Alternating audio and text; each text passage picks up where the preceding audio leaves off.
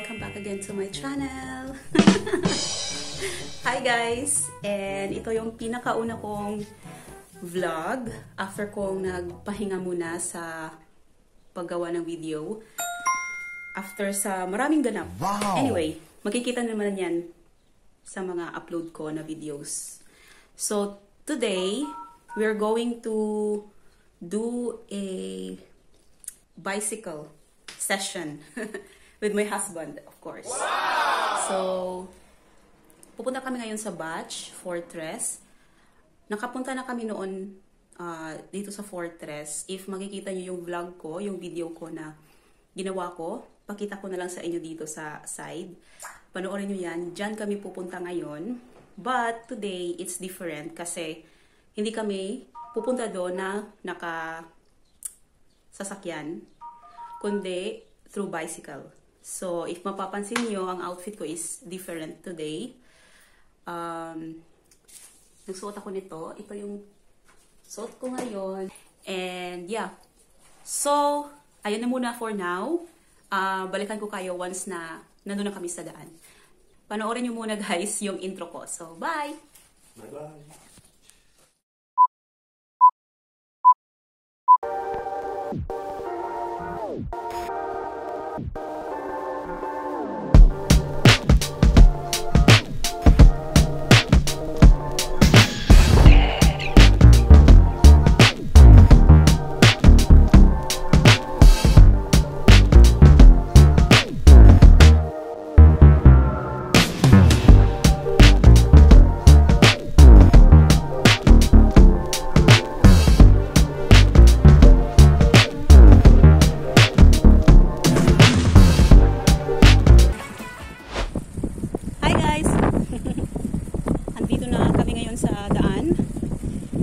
Sure if marinig nyo ako. It has been 15 minutes ago na simula nung naghintay kami, umalis kami ng bahay. So andito na kami sa daan. Currently maambon, tama ba yung word, maambon? Parang uulan, pero as per the weather forecast today, hindi naman daw. So time check, 5:09 PM ng hapon, and from our house to Batch Fortress it's around 17 kilometers. Kung gagamit ka ng sasakyan papunta doon from our place, it would take like around 16 minutes ride, so malapit lang. Pero hindi ko alam kung mabilis lang kung nakabisikleta. So, punta kami ng Batch. Pag dating namin doon, tatambay muna kami. Yun ang plano namin. Tatambay kami. At magkakape. So guys, if hindi pa kayo nakakita ng buong Batch Fortress, there's a car at the back. If hindi pa kayo nakakita ng Batch Fortress, mayroon akong video na ginawa previously. Kinover ko siya buong Batch Fortress. So, please have a check. Please have check on my video.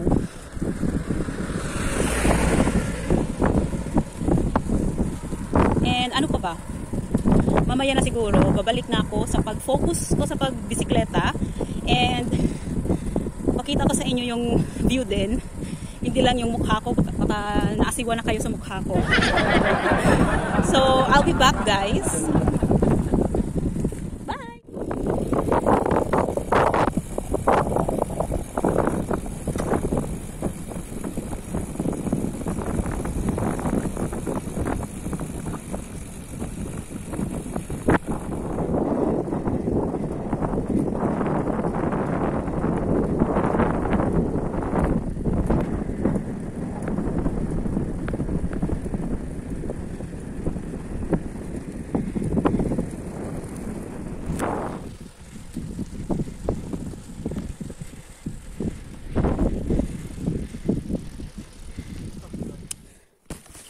Hi guys!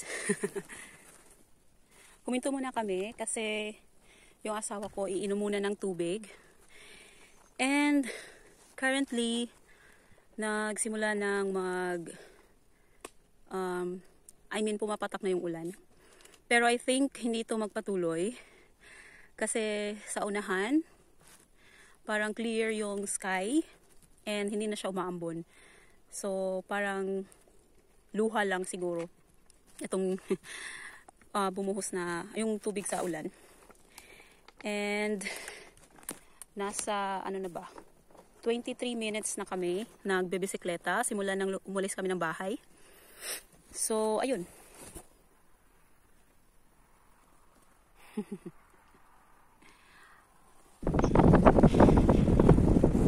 Tingnan nyo, nasa likod na yung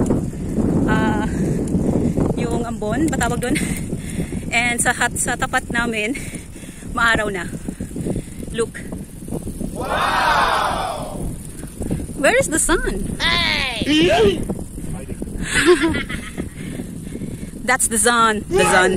The sun. Opa.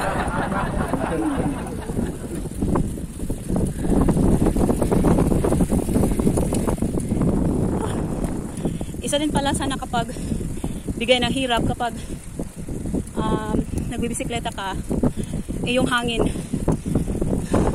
Dagdag hirap sa pagbisikleta mo if it's against the wind.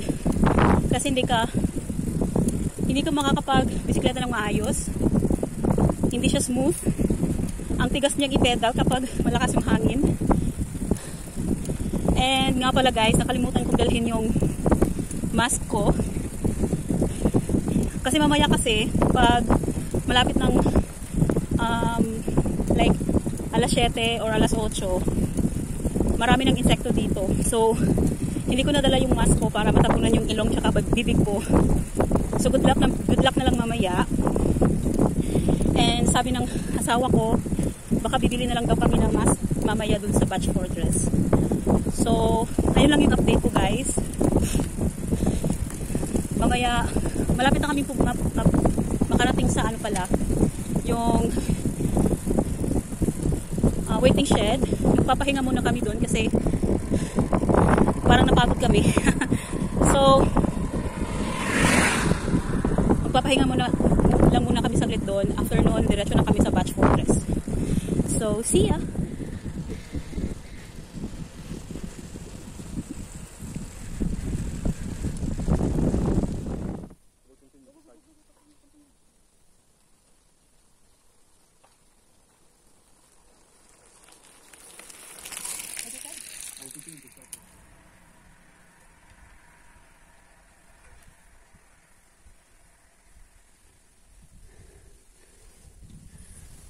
So, nakarating na kami dito sa pahingahan. Dito kami nagpapahinga kapag mahaba na yung biyahe namin sa pagbibisikleta. And para lang siyang waiting shed na maliit. Ito. Yan. Yan lang siya. So, pahinga muna kami dito ang dalawa. After nito, ang next is Batch Fortress na.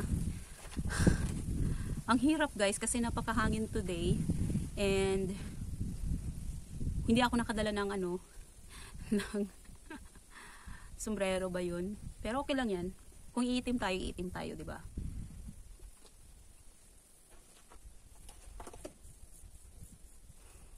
Ang sarap ng hangin, presko. So, ano na ba? Time check 5:39 PM. And it's been 40 to 50 minutes na ang lumipas para isang oras na, o almost 1 hour na kaming nagbibisikleta since nakaalis kami ng bahay. So sana makarating kami ng safe doon tapos makapagkape. And ngayon parang naiihi ako pero walang CR dito, baka doon na lang sa mga damo-damo. Ready to go? Ready to go. Sige, bye. Bye-bye guys. Continue lang muna kami. Update ko kayo later.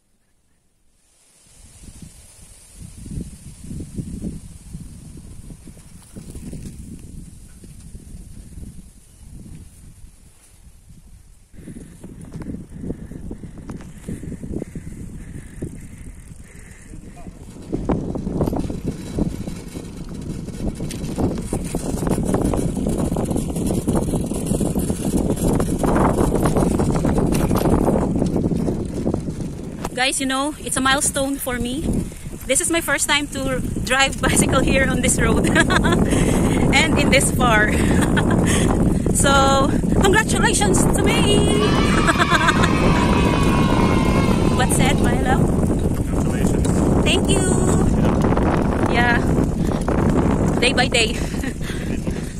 Day by day progress. It's good for the health. There's a car? Ah! Wait, guys.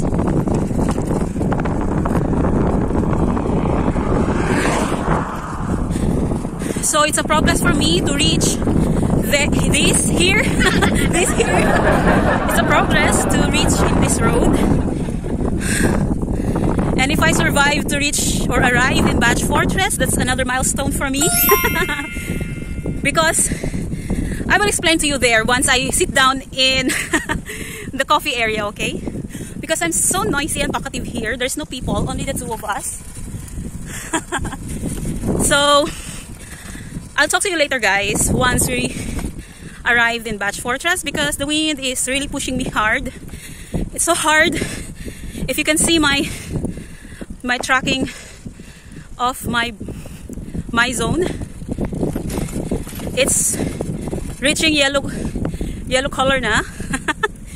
So once it becomes red color, that's very intense. But I will not push in the right there in the red one because I cannot breathe anymore. So for now I reach yellow color and green, and because we need to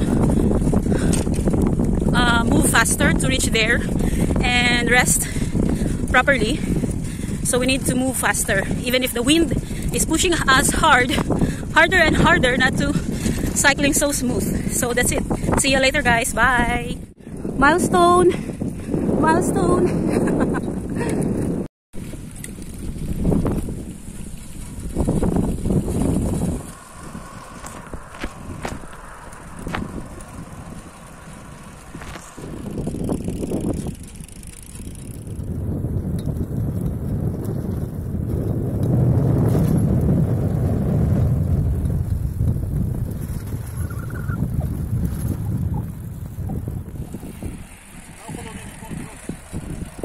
Okay.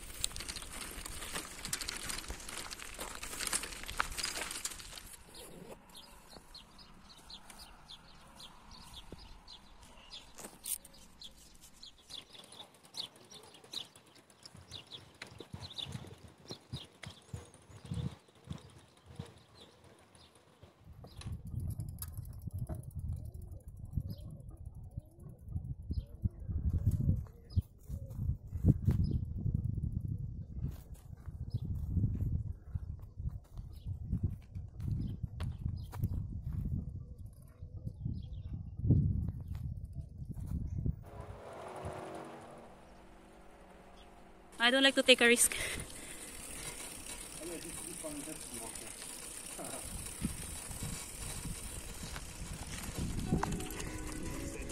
Yeah.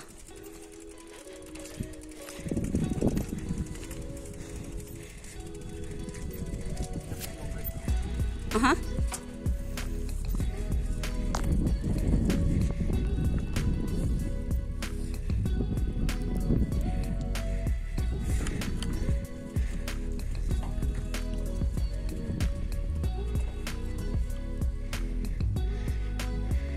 Ay, naku. Whew.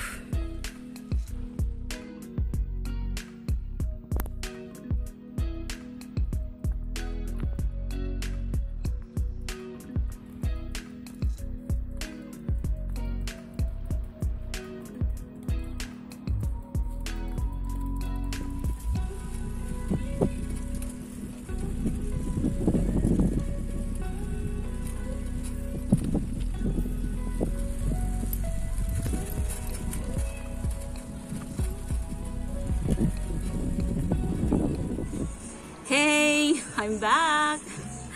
Guys, nakarating na kami and we reach here around 6:30. Sa katunayan, less than hour sana kami makarating kaso ang dami naming stopover and we've agreed, me and my husband, to make it like a daily coming here in batch for cycling. Actually, we aim to get used to it, to ride and drive long roads because we wanted to go to China from Serbia. And later on to Philippines. And later on, cycling in the sea, going to Philippines. Anyway, so ngayon nakarating na kami. Yun lang muna guys. And by the way, biglang liko kami doon sa in the middle of the road kasi naihi ako. Naiihi pala, hindi naiihi ako. So, ayun, ganyan talaga kapag nagbibisikleta ka. Along the way, kapag walang toilet, kailangan mong may tawag ng kalikasan ba yun? Yes. So, ayun. Andito kami ngayon sa cafe. Drop by muna kami. Inom kami ng kape. What's the name of this coffee shop? Byzantia. It is like a sign of Topologo. Byzante. Ewan ko guys. Anyway, in this area, there's a lot of coffee shop. Kaya maganda tumambay dito kasi napakatahimik and maraming mga coffee shops. Konti lang yung mga tao. And napaka-peaceful ng lugar. And isa din sa napansin ko dito sa village na to, marami ding mga simbahan. And I think mga Catholic ang mga tao dito. Is it? There's a lot of Catholic church here, no? So, that's it. Iinom mo lang muna kami ng kape. After namin uminom ng kape, tapos makapag pahinga konti, babalik na kami ng bahay. Ayun. Drive ulit ng bisikleta. Pero by that, hindi na ako magagawa ng video kasi wala nang storage yung camera, yung phone ko. Nakalimutan ko kasing dalhin yung isa kong camera, kaya next time. And ang hirap kasi, ang tagal kong nag-video after nung last vlog ko. Kaya parang naninibago ako in this time. Feeling ko it's my first time to vlog again after a long time. I'm trying my best to speak in English, but if not, I will speak in my mother tongue like Tagalog, okay? So, andito ng kape. Balikan ko kayo.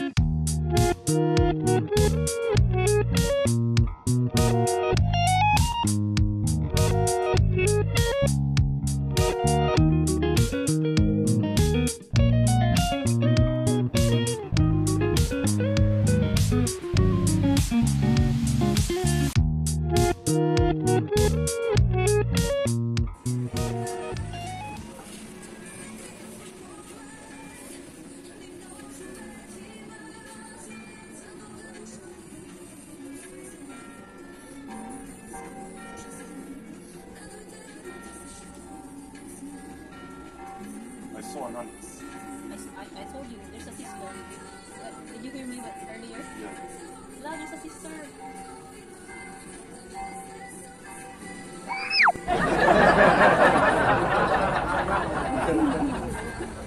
Say hi!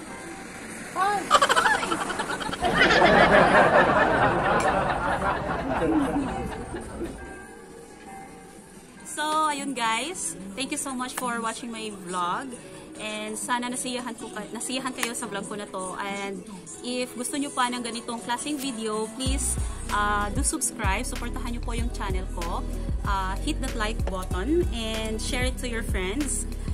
And sana i-subscribe nyo ang channel ko and invite your friends, family na para mag-subscribe din sa channel ko. And kung ano pa yung mga gusto nyo makita, i-comment nyo lang sa comment box and para magawan ko ng video. So, thank you guys sa suporta. Salamat sa pag-push nyo sa akin na magawa ng video after a long time na hindi ako nakapaggawa. And I think that's it. Hit the like button, share, and subscribe. Bye! Thank you guys. I love you. Bye! Mwah. Hi! Hi! We are home, we are home, we are home. Finally, we are home. Guys, it was a nice experience and I have a lot of things to say, but for now, I will just leave it like this. The next video, I will tell you everything.